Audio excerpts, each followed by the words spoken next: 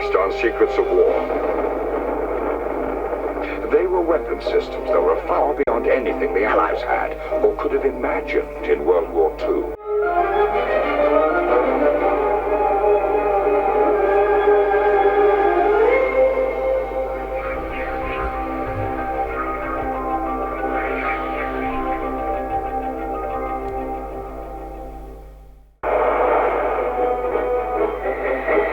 In actual fact, what was happening when the Germans were developing secret weapons is that they were actually laying the ground rules for warfare in the later years of the 20th century. Those secret weapons, or their direct descendants, are all around us now. Was also greatly hindered by the absence of any central organization capable of supervising the various projects. There were too many people taking decisions.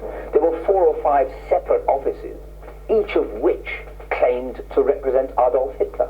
There were people investigating the same problem and duplicating efforts all over Germany. In terms of organizational efficiency, it was a complete and utter no-hoper. Von Braun was an absolutely amazing rocket designer. He had an absolute gift for understanding how you could produce great rockets, and that was his driving force. The V1 itself, of course, is a very, very clever little design. The point was to have something you could make quickly, that was cheap, that was expendable. It was really just a bomb with little stubby wings. It couldn't control its direction of flight. But the engine on the back was the neatest engine you could ever imagine. It was called a pulse jet. So that you have a series of explosions. And so this thing is making a rumbling, unmistakable, unforgettable, droning sound as it moves through the air. Hitler soon realized it was not going to win the war. A single 1,000-plane bomber raid by the Allies dropped more high explosives in one mission than all of the V-1 attacks combined. The V-2 also had little strategic impact on the outcome of the war.